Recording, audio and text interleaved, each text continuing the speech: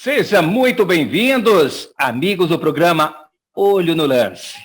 Segunda-feira, 9 de novembro de 2020, estamos iniciando mais um programa Olho no Lance, com muitas informações do futebol brasileiro, uma segunda-feira agitada, temos aí as eleições do Vasco, troca de treinadores, classificação do Campeonato Brasileiro, sorteio da Copa do Brasil e outros assuntos que foram destaque nessa segunda-feira, dia 9 de novembro.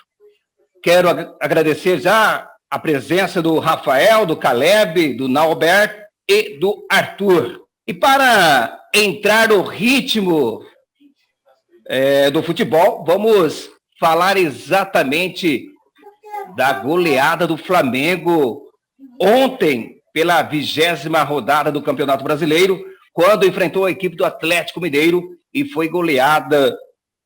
E essa goleada custou, então, a demissão do técnico espanhol Domenech.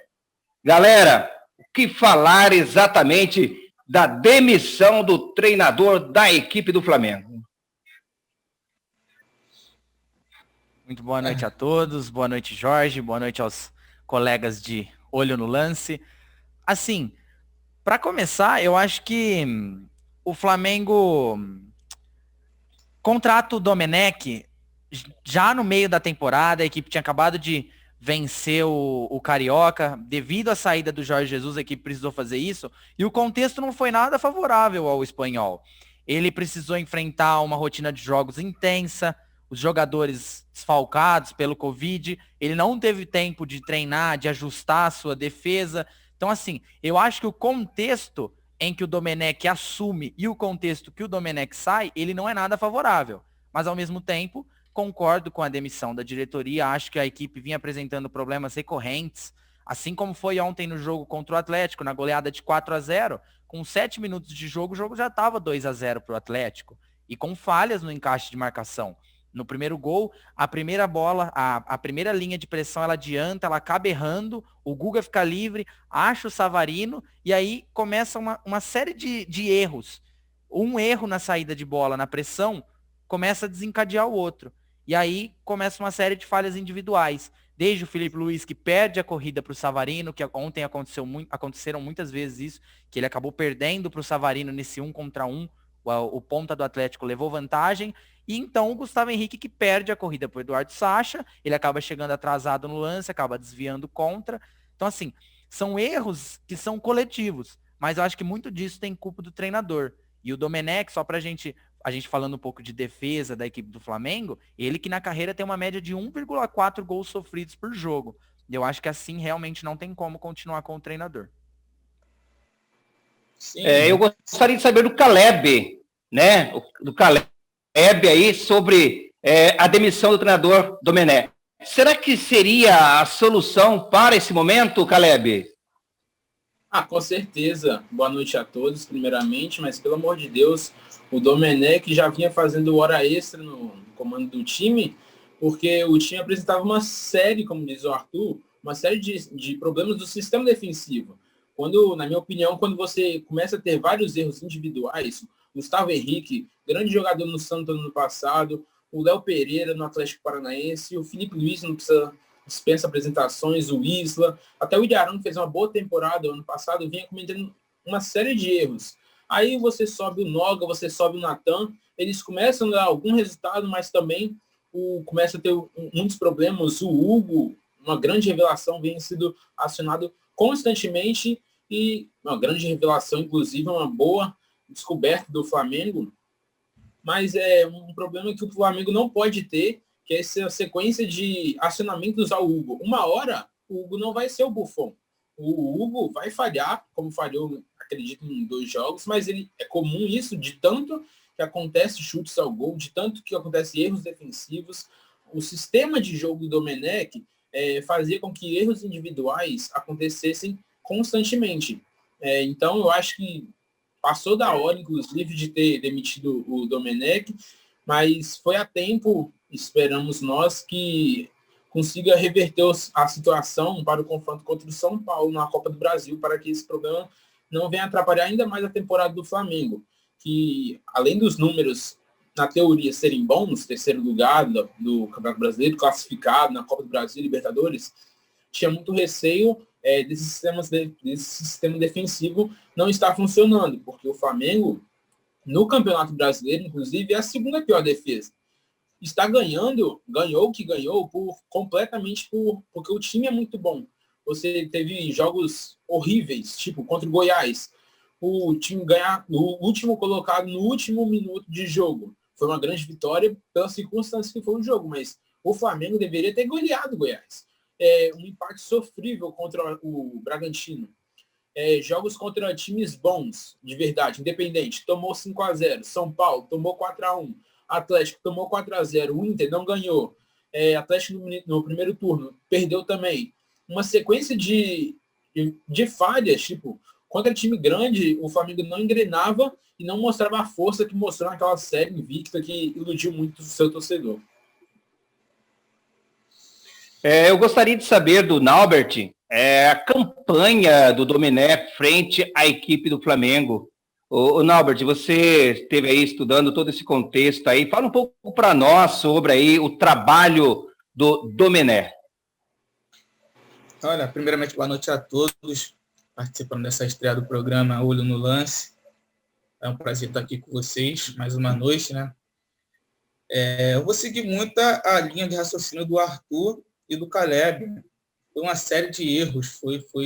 Ele deu um tiro no próprio pé, ainda mais quando semana passada ele mandou o Ramon e o Noga direto de volta, né, para o sub-20. Jogadores que vinham se destacando, entrava bem. O Noga, quando precisava dele, ele entrava bem. O Ramon, idem. Então, ele deu um tiro no próprio pé. A torcida não entendeu muito.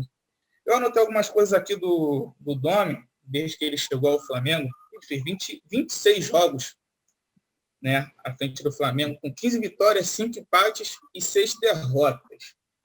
O aproveitamento foi um pouco mais de 63%. 42 gols feitos e 36 sofridos. 36 gols sofridos. Um time que investiu tanto na defesa. Claro que investiu mais no ataque, mas investiu muito na defesa. Trouxe Léo Pereira. Foi caro, não foi barato. Trouxe o Gustavo Henrique. Enfim, trouxe jogadores que era para solucionar o problema e não deram muito resultado. Enfim, continuando aqui a linha de raciocínio, ele deixou o Flamengo em terceiro lugar no Campeonato Brasileiro, que não é uma posição ruim. Também muito graças ao Inter, né, que não consegue vencer seus jogos. O Flamengo teve 4 oportunidades de assumir a liderança do Campeonato Brasileiro e desperdiçou as 4. O Flamengo no Campeonato Brasileiro, à frente do Flamengo, fez 20 jogos, com 10 vitórias, 5 empates e 5 derrotas. 33 gols feitos e 29 gols sofridos no Campeonato Brasileiro. Agora você me diz se isso é retrospecto de time campeão. Ele deu sorte, aliás, o Flamengo deu sorte dos times que está lá em cima não ter conseguido vencer os seus jogos, porque era para o Flamengo estar lá embaixo e os outros times ter disparado. É algo sofrível. Na Libertadores, ele fez 4 jogos à frente do Flamengo. Fez 4 jogos com 3 vitórias e 1 derrota. 9 gols feitos e 7 sofridos. 7 gols sofridos em 4 jogos. Claro, muito por conta daquela goleada que sofreu com o Independente Del Valle, lá na altitude, que muita gente fala, altitude. Enfim, não tem desculpa, não tem como defender. Copa do Brasil, classificado às 4, vai pegar o São Paulo, isso é debate mais para frente. 2 jogos feitos, 2 vitórias, 0 derrota, mais 2 gols sofridos. Um time que toma muitos gols, muitos gols, assim, com a defesa dessa, com um time que investe tanto, é inadmissível. Ainda tem mais. Das 5 derrotas que ele sofreu no Flamengo, 3 foram goleadas. 3 foram goleadas. Das 5 derrotas no Campeonato Brasileiro que ele sofreu, 3 foram goleadas. Eu lembro para vocês, 3-0 para o Atlético Goianiense, 4-1 São Paulo e esse agora contra o Galo. Ficou insustentável. As outras derrotas foram 1-0 para o Atlético Mineiro, no primeiro turno, e contra o Ceará, 2-0, o time não jogou nada e tomou o risco de levar vareio do Ceará lá. Enfim, o time nisso tudo, nessas 5 derrotas, fez apenas um gol e tomou 14. Enfim, a única derrota que ele teve na Libertadores, ele tomou 5-0, como eu falei. E vamos deixar a situação do Dome ainda pior? Vamos deixar a situação do Dome ainda pior? Teve 3 jogos que o auxiliar dele comandou o time. O time não perdeu nenhuma vez. Ele conseguiu empatar com o Palmeiras, que é um dos candidatos ao título, por 1-1, lá no Allianz Parque, com o time todo desfigurado, o time titular do Palmeiras, e ele pegou o auxiliar do Domenech, pegou o time todo desfigurado e conseguiu fazer milagre. Venceu o Independente Del Valle no retorno da Libertadores aqui no Maracanã por 4-0 e venceu o Atlético Paranaense no Maracanã por 3-1. Nisso tudo, ele fez 8 gols e tomou 2. Para vocês verem a diferença. O debate eu deixo com vocês. Volto com vocês, Jorge. Muito bem, Naubert. Agora eu quero saber do grande Rafael Araújo sobre a demissão do Domenech. Rafael, foram 98 dias de trabalho e hoje custou a demissão do técnico espanhol frente aos trabalhos, quer dizer, encerrou o ciclo Domenech no Flamengo. O que você tem a dizer, Rafael Araújo? Muito boa noite, Jorge. Boa noite, amigos da mesa. Muito feliz de estar aqui hoje comentando com vocês. Pois é, Jorge. Chegou ao fim hoje, né? Não tão surpreendentemente, essa montanha-russa que foi a passagem de Domenech Torrente pelo Flamengo. O auxiliar do Guardiola, né? Que vem sendo apelidado dos mais diversos apelidos aí, mordomo do Guardiola, ajudador do Guardiola. A torcida tem ouvido isso da torcida do Flamengo nos últimos dias. O Domenech, como já disseram aí, eu tinha defendido o Domenech, o trabalho dele durante um tempo, principalmente nesse período da pandemia que o Flamengo conseguiu suportar muito bem, com vários desfalques. Mas a gente tem que levar em consideração também que os adversários não são lá essas coisas. Eu acho que o jogo contra o Bragantino e o Goiás, acho que o time estava numa sequência muito difícil. Eram muitos jogos em pouco tempo, o time soube suportar, mas a verdade é que contra times do G4, o Flamengo não conseguiu vencer. O Flamengo não venceu o Inter, não venceu o Atlético no primeiro turno, nem no segundo também, foi pior ainda. Não venceu o São Paulo, o único que venceu ali foi o Fluminense, que está ali na portinha, né, do G4. Mas o Flamengo, a verdade é que a defesa do Flamengo estava num momento terrível, não só individual, mas como coletivamente. O time adversário rompe a primeira linha, tem uma liberdade imensa. Ontem era um negócio horrível. Você viu o Savarino, você tinha o Kenner, Eduardo Sacha, contra o Felipe Luiz, que não é rápido, o Gustavo Henrique, que, pelo amor de Deus, já não é rápido, está numa fase tenebrosa, o menino Natan, coitado, o Isla totalmente perdido, totalmente fora da linha de impedimento, dando condição o tempo inteiro, o Keno sozinho recebendo o segundo gol e fez.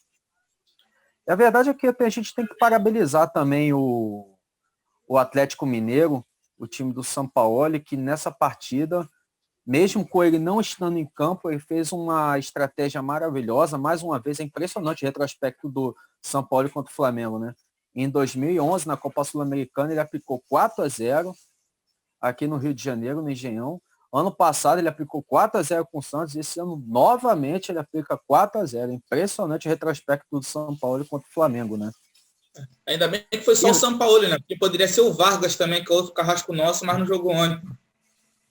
Pois é, o Vargas está chegando aí, né? Assistiu o jogo ontem do banco, da arquibancada, né? Chegou, o Vargas chega aí. É mais um reforço para esse time do São Paulo, time do Atlético Mineiro, que está se reforçando, precisa se reforçar, ao meu ver, se quiser continuar disputando esse campeonato, que, no meu ver, não tem um elenco tão qualificado assim, e está correndo atrás disso. E está correndo atrás e está se reforçando em posições boas. Mas ontem, o São Paulo armou um Arapuca para o Domenech, o time montou o time com 3 zagueiros, chegou num dado momento que o Atlético esteve com 4 zagueiros lá atrás, e mesmo assim conseguiu fazer mais um gol. Deu liberdade para o Guga, o lateral, para o Guilherme Arana, que deitou e rolou. Eduardo Sacha desencantando, fazendo 2 gols. O Atlético, que vinha de 4 jogos sem vencer, ontem conseguiu vencer, foi a 35 pontos, passou o Flamengo, alcançou, chegou na segunda colocação e voltou para a briga do campeonato. Agora, voltando ao Flamengo, a demissão do Domenech. Oi? A situação só não está pior porque o Fluminense não venceu ontem. Que era exatamente, né? Muito pior. E o São Paulo ainda tem 2 jogos para fazer. É complicado. A situação do Flamengo é muito complicada. Então, qualquer time, hoje em dia, qualquer time minimamente organizado impõe uma dificuldade à defesa do Flamengo. O pessoal vai lá e faz gol. Como aconteceu quarta-feira, o time do Atlético Paranaense chegou 2 vezes, a defesa falhou e o Atlético fez 2 gols no Flamengo. E a informação, né, do Mauro César Pereira, o jornalista de ontem, já dizia que os jogadores tinham um desgaste com o Domenech já desde aquele 5-0 na Libertadores para o Del Valle, né? Depois veio a situação do Covid, o time meio que se uniu, o Flamengo conseguiu algumas vitórias, mas depois dessa última semana o Flamengo se desgastou muito, a situação ficou insustentável, o time do investimento e da pressão que é o Flamengo, esses resultados a torcida não absorve, não aceita, a diretoria idem, e a bomba ficou muito grande e hoje veio a culminar nessa demissão do Domenech. A meu ver, acho que justa, porque a situação ficou insustentável. Ele perdeu o grupo. Eu acho que ser técnico é muito mais do que você só saber entender de tática de futebol, envolve muito mais coisa. E uma das coisas foi a gestão de grupo, que infelizmente o Domenech acabou não conseguindo realizar nesse time. E ainda mais no lado defensivo, né, que ele errou demais. Mas já era previsível, porque lá no currículo dele do New York City, dava para ver que o time tinha sofrido muito gol. Um time como o Flamengo tomar muito bem 3 goleadas no Brasileiro, tomar 4 goleadas no ano, é inadmissível, é uma coisa que não existe, não dá para aceitar, não dá. A torcida do Flamengo, eu achei que a torcida do Flamengo ainda demorou a vir a protestar na frente da saída do clube, eu achei que demorou muito. Se tratando da torcida do Flamengo, a torcida do Flamengo é muito impaciente com o jogador, com o técnico. Se o jogador não está respondendo, a torcida cobra. Se o técnico não está respondendo, a torcida cobra. Eu achei que demorou até esse protesto todo para tirar o dono de lá. Muito bem. O Flamengo agora corre contra o tempo, né, para tentar aí achar o substituto, então, do Domenech. Fala-se muito em Rogério Ceni e outros nomes, vamos aguardar. Agora vamos falar exatamente da equipe do Internacional. Arthur, como pode um time estar liderando o Campeonato Brasileiro e aí o treinador Eduardo Conde realmente decide sair da equipe do Internacional, já que tem proposta da Espanha? Como é que você consegue imaginar esse cenário, Arthur? Eu acho que a escolha, né, na verdade, do Kudê de deixar a equipe do Inter e partir para o Celta, ela diz muito sobre várias coisas. Primeiro, em relação à diretoria do Inter, a gente tem ali o diretor de futebol, né, o Rodrigo Caetano, que mais uma vez, assim como no caso do Rueda no Flamengo, ele é o último a saber, ele fica surpreso com a decisão do treinador. Então, acho que é uma gestão muito complicada, é uma chapa que perderá, ao que tudo indica, perderá a próxima eleição, e ela vem deixando as coisas mais complicadas para o próximo presidente, para a próxima chapa, algo que o Inter não precisava estar sofrendo agora. E outra coisa também, ela diz muito sobre o futebol brasileiro. Um treinador que ele, apesar de todos os desgastes do Kudê com a diretoria, um treinador sair de uma equipe que é primeira colocada no Brasileirão, ela está nas quartas da Copa do Brasil, favorita a chegar às semifinais, até a ganhar algum título esse ano, está nas oitavas da Libertadores, ele optar a sair dessa equipe a rumo da Espanha para treinar o Celta, apenas para nessa temporada tirar a equipe do rebaixamento, eu acho que ela também diz muito sobre o futebol brasileiro. E, assim, só para terminar, O Kudê também, ele ganhava as partidas, né? Ele é o líder do brasileiro e tudo isso que eu tinha citado, e ele sofria nas entrevistas muitas críticas até da imprensa, da própria torcida. Então eu acho que uma hora isso também fica insustentável. Até certo ponto você consegue entender as cobranças e muitas coisas que vêm sendo feitas, mas o Kudê é um dos principais responsáveis para o Inter estar nessa situação boa dentro de campo. Ele vem guiando essa equipe que não tem um elenco tão renomado quanto o Flamengo, Atlético, Palmeiras, mas ele é líder do Brasileirão e tudo isso. Então ele é um ótimo treinador e não deve nada a ninguém. Era indicado que ele já talvez sairia do Brasil em direção à Espanha em algum momento, mas eu acho que esse momento é complicadíssimo e a diretoria não poderia ter deixado isso acontecer e acabou ficando insustentável.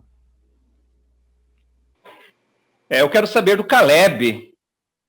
Caleb, quando o Eduardo Cudê assumiu a equipe do Internacional, ele tinha mercado na Europa.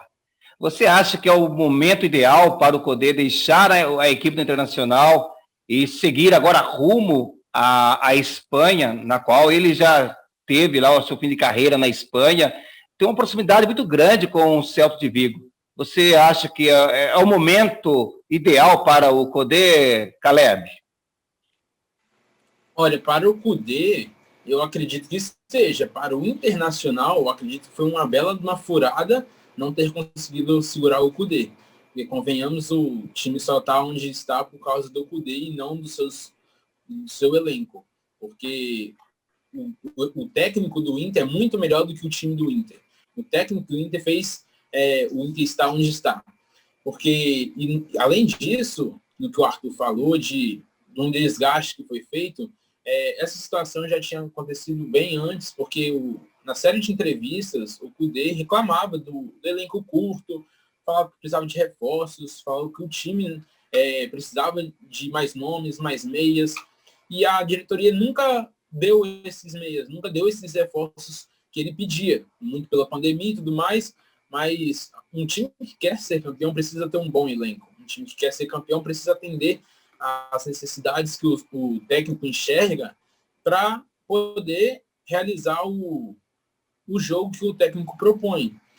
Aí o comunicado foi feito do Cudê para a diretoria, foi feito que ele queria sair após o empate contra o Coritiba em 2-2. O Cudê já fez uma reunião com a diretoria, uma pré-reunião lá, e comunicou o desejo de sair. Nessa segunda-feira, o Cudê teve outra reunião com a diretoria que tentou manter ele, só que ele continua com a ideia de ir para a Espanha para treinar o Celta de Vigo, que está em 17º colocado, e demitiu seu técnico Oscar Garcia do comando do time. Assim como o Arthur disse, reflete muito do futebol brasileiro. Um técnico preferir tirar um time da zona de rebaixamento a continuar e tentar ganhar alguma coisa aqui no Internacional, que seria o líder e também está classificado em todas as competições que disputa. Ele deixa o Internacional com 24 vitórias, 13 empates, 9 derrotas em 46 partidas. O aproveitamento de 61,5%. Ele é o líder do campeonato brasileiro, quartas de final da Copa do Brasil e oitavas da Libertadores. A dúvida que fica é a multa rescisória, que é de 10 milhões de reais, que o Cudê ou o Celta de Vigo terá que arcar com essa despesa se ele quiser realmente sair. Falta só detalhes mínimos agora da multa e tudo mais para o Cudê ser oficialmente demitido, e esse anúncio deve sair nas próximas horas. Além disso, a informação do Baldasso, ele trouxe que o Abel Braga é o principal nome para dirigir o Internacional com a saída do Cudê. O Abel Braga já tem um histórico muito positivo com o Internacional, então a diretoria confia no Abel Braga para continuar o processo do Internacional para o resto da temporada. Ô, Rafael, eu gostaria de saber de você sobre o ciclo de Cudê, e na sua visão foi boa, e se o Inter tem chance de ser campeão, tanto no Campeonato Brasileiro, como na Copa do Brasil, e outra competição ainda nesse ano 2020 e começo de 2021, Rafael? Olha, Jorge, o Kudê vinha fazendo um bom trabalho no Internacional. Como o Caleb trouxe as informações aí, a liderança do Campeonato Brasileiro, a presença nas oitavas de finais da Libertadores, as quartas de finais da Copa do Brasil. Mas agora a coisa ficou complicada, porque vai perder talvez o seu mentor ali, monta o time, que fez o time chegar onde está hoje. O Kudê tem um trabalho muito bom, fez o Galhardo virar esse artilheiro que é hoje, claro que tem os méritos do jogador, de toda a equipe, mas vai deixar um time numa situação muito boa, mas quem vai comandar o Inter daqui para frente, não é verdade? O Kudê, o pessoal só pega muito no pé dele porque ele não ganha Grenal. O torcedor do Inter fica meio assim com o Kudê, que ele não ganhou nenhum Grenal, mas eu acho isso um pensamento muito, muito pequeno, um pensamento muito provinciano. Ele vem fazendo um ótimo trabalho, fatalmente ele ia conseguir um resultado muito bom. O elenco do Inter não é isso tudo, tanto que isso é um dos motivos também da saída dele. Ele veio falando que o elenco é curto, ele não fala que o elenco é fraco, ele fala que o elenco é muito curto. Ele pregava muito nisso e vinha pedindo jogadores. Teve a lesão do Paulo Guerreiro, né? Que vinha numa fase boa, se lesionou, infelizmente ficou fora dessa temporada aí. E teve a estabilidade política também. Isso corrobora um pouco com a decisão dele de sair. A relação dele com o Rodrigo Caetano tem sido um pouco difícil.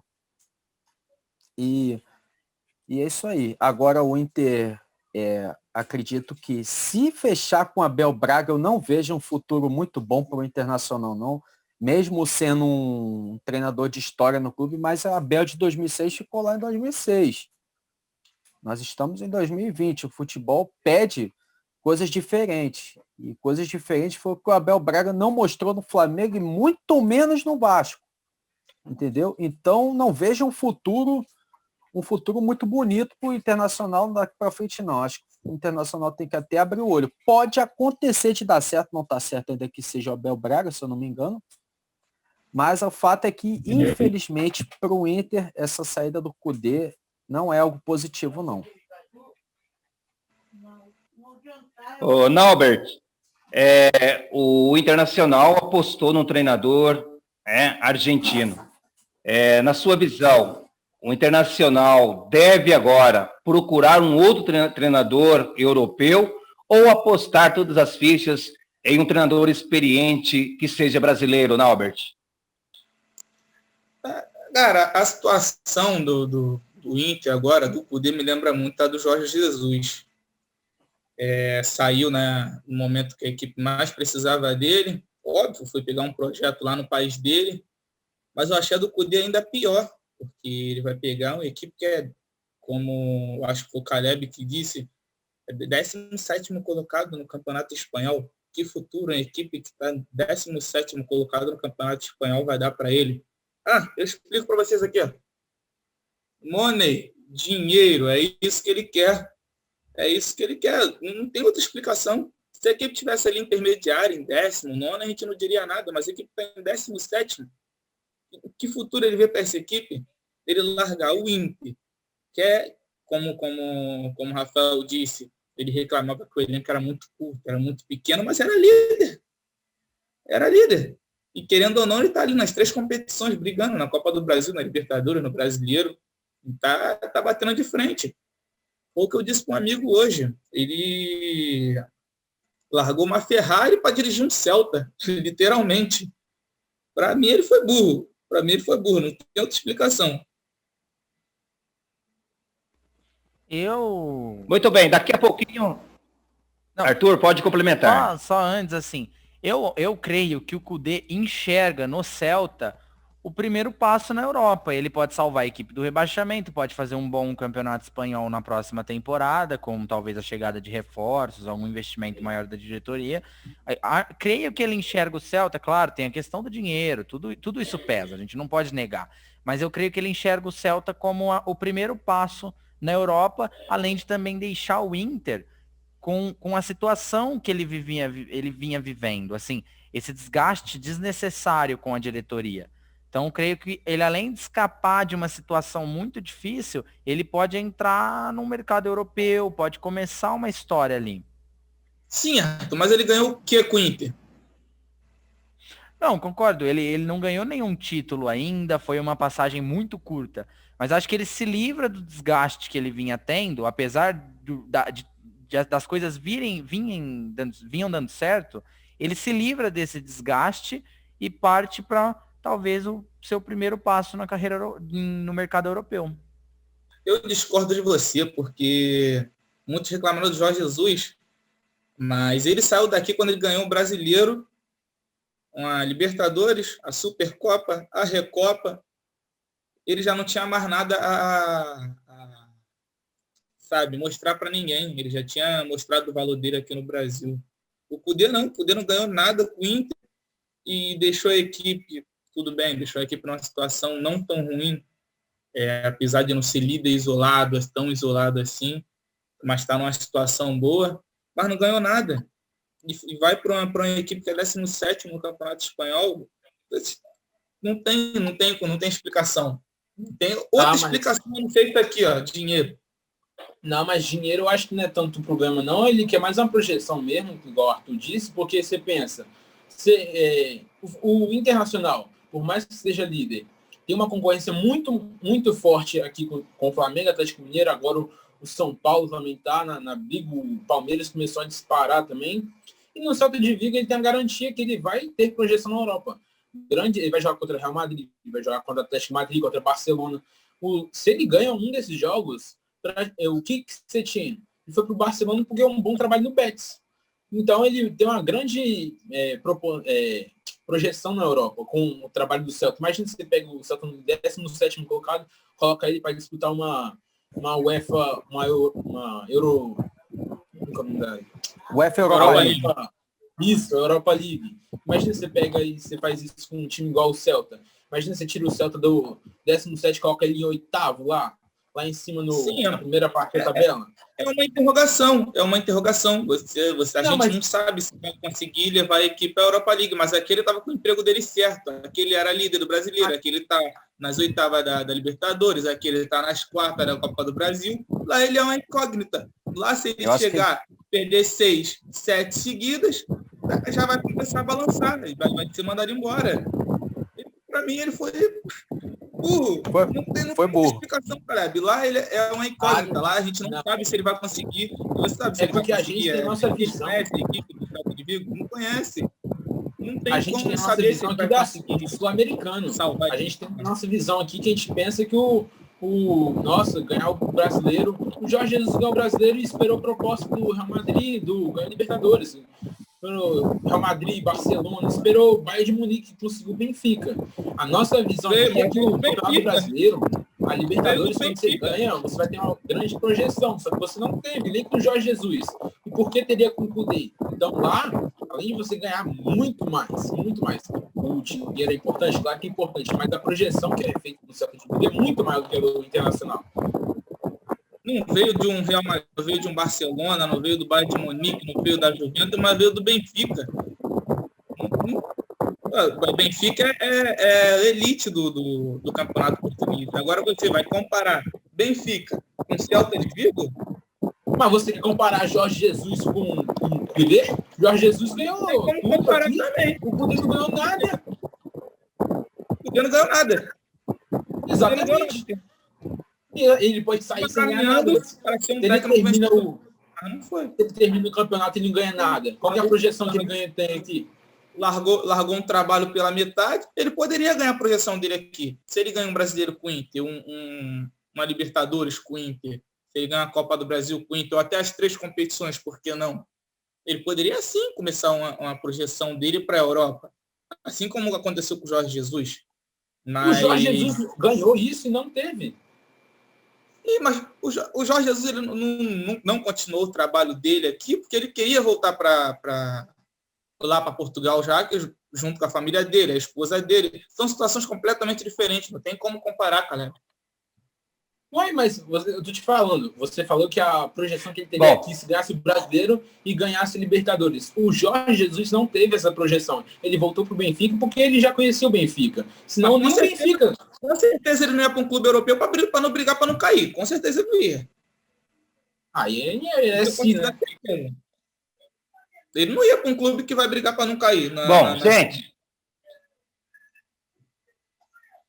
Bom, gente, o debate está legal, mas vamos fazer um intervalo e depois voltaremos para as eleições do Vasco e muito mais sobre o sorteio das quartas de final da Copa do Brasil 2020. Olho no lance. Muito bem, amigos do Olho do Lance, estamos voltando para falar exatamente da equipe do Vasco da Gama, que tem uma história linda, maravilhosa, mas que no último sábado ocorreu a eleição aí para a disputa, né, da presidência do Vasco, e aí envolveu brigas, discussões. E agora eu quero saber do Rafael Araújo, que acompanhou todo esse processo e vai falar exatamente desse momento muito conturbado em São Januário. É contigo, Rafael. Pois é, Jorge. Mais uma eleição conturbada no Vasco, né? Difícil você ir lá atrás e ver uma que foi tranquila. Jorge, pessoal, vocês sabem quando o pessoal brinca que o Vasco é vice, que é segundo e tal? Pois é, nessas eleições o Vasco também é em segundo lugar. Porque em primeiro parece vir um interesse de outras pessoas. O interesse pessoal se sobrepõe ao interesse do torcedor vascaíno do clube em total. Primeiro que essa eleição não era nem para acontecer na sexta-feira. Essa eleição ela estava marcada para o próximo dia 14, sábado que vem. Só que à noite de sexta-feira ocorreu uma liminar que marcou as eleições para sábado agora, dia 7. Pegando os candidatos Júlio Brandt e Jorge Salgado de surpresa. O Jorge Salgado, inclusive, estava até na fazenda dele, fora do estado do Rio de Janeiro. Foi pego de surpresa. A equipe da chapa do Levenciano, o candidato Levenciano, então, comemorou, porque era o pessoal que estava mais ali próximo do processo, e as eleições começaram no sábado. E aí foi abrindo vantagem, recebeu muitos votos. O pessoal os candidatos das outras chapas, como chegaram tarde, a equipe também chegou tarde. Muita briga, muita confusão do lado de fora. Eleição no Vasco, tem torcedores de outros clubes que votam como sócio do Vasco. Só relembrando, em eleições passadas nós tivemos 100 pessoas mortas por em torno disso que votaram, 100 CPF cancelados que votaram no Vasco, entendeu? Como sócios. Ontem nós tivemos casos de pessoas sendo agredidas. Teve o benemérito Luiz Manuel, que foi agredido, um senhor de 62 anos, depois prestou queixa na polícia. Pessoas que têm idade para ser pais, avós, prestando um papel ridículo, em busca de poder. Aí mais para a noite, após finalizar a eleição, né, de repente às 8 da noite chegou outra liminar suspendendo a eleição. Não valia nada. O atual presidente Jorge Campelo, os candidatos Júlio Brandt e Jorge Salgado foram embora. O Levenciano, que sairia vitorioso no pleito, mais tarde, quando seriam contados os votos, que eu ainda vou chegar lá, permaneceu no ginásio de São Januário, e as urnas estavam ali. Só que não tinha uma empresa de segurança para guardar essas urnas, para elas serem apuradas. Então, resolveu-se apurar ali mesmo, no ginásio. Então, foram abrindo as urnas e terminou que o Levenciano acabou saindo vencedor. No meio dessa contagem de votos, acreditem, apagaram as luzes de São Januário. Não sei quem foi, dizem que foi o presidente campeão que mandou apagar. Apagaram as luzes de São Januário durante a contagem dos votos. E seguiu essa contagem mesmo assim. Mais um ato obscuro de mais uma eleição conturbada no Vasco.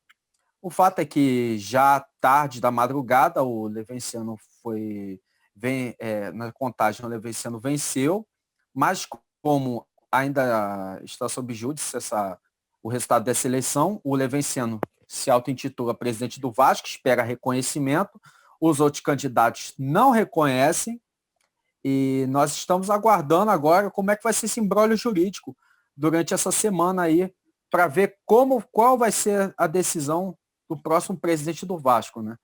Só relembrando que, como eu já falei, né, nós tivemos nas últimas eleições pessoas já mortas votando no Vasco, pessoas de outros times sendo Vasco por um dia, né?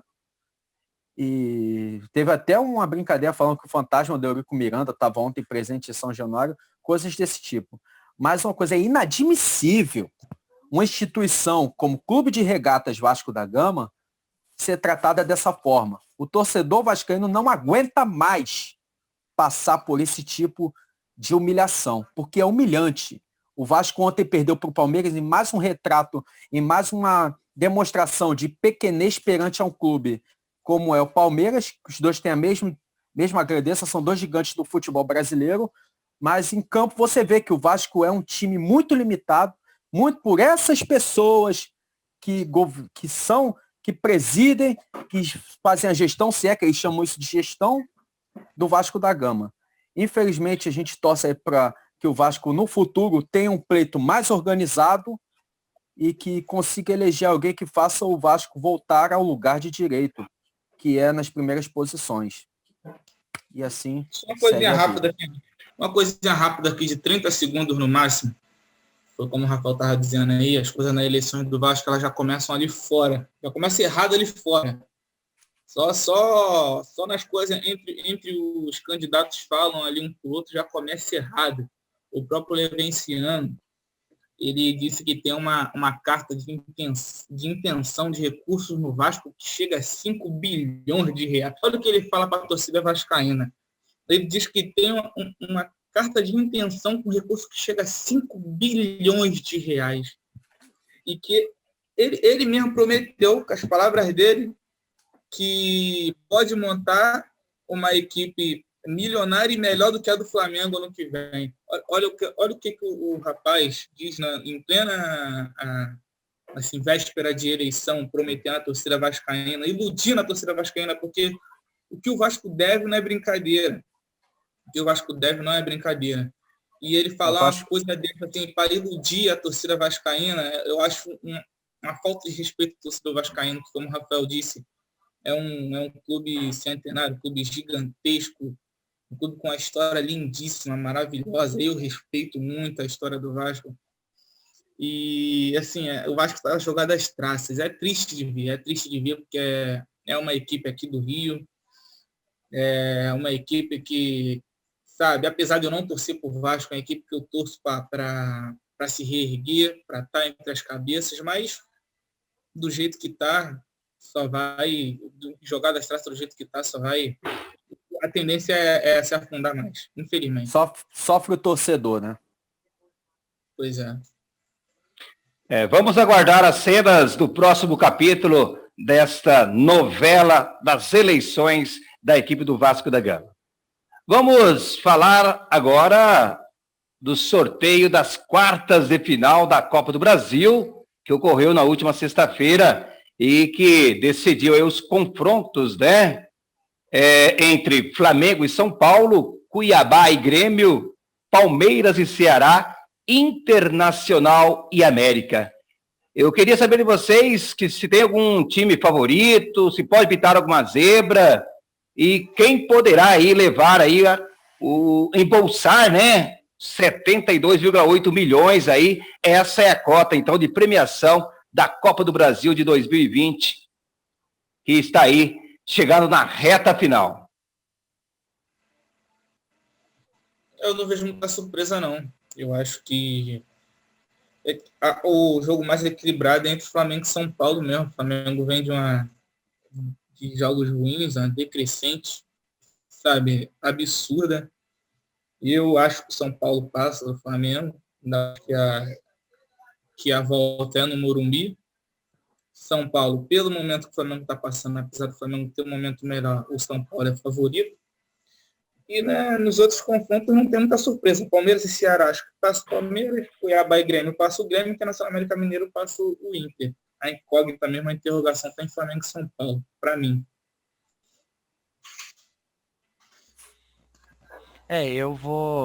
Eu vou concordar com o Norberto na questão de que realmente o confronto mais equilibrado fica entre Flamengo e São Paulo. Eu só gostaria de destacar em relação às grandes equipes as oportunidades de cada uma.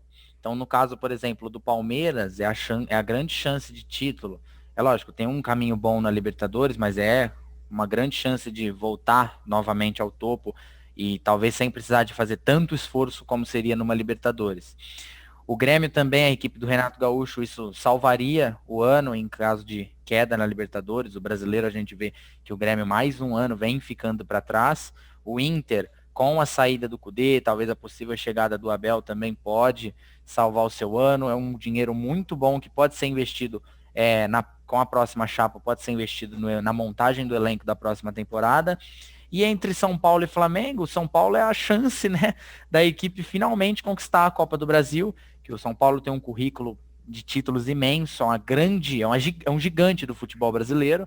Então é a grande chance de conquistar talvez a primeira Copa do Brasil e voltar a conquistar um título depois de tanto tempo. No caso do Flamengo, talvez ainda vejo bastante o Flamengo com chances na Libertadores e Brasileiro, mas também a Copa do Brasil não seria nada mal.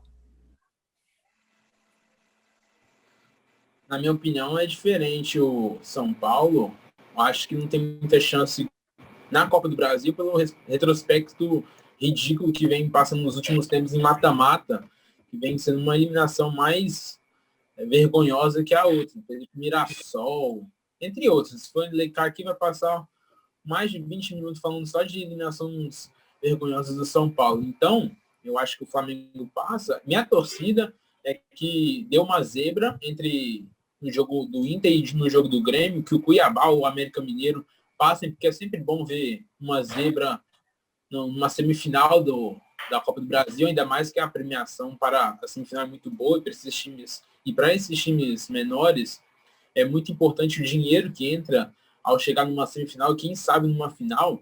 E o Palmeiras, eu acredito que o Palmeiras também fica pelo caminho para o Ceará, porque o Ceará é um bom time, é bem montado, e o Palmeiras costuma pipocar nessas situações. De título mesmo, eu acredito que fica entre Flamengo e Grêmio ou Internacional. Caso dê a lógica e passem os dois, acredito que o Grêmio leve a Copa do Brasil mais uma vez.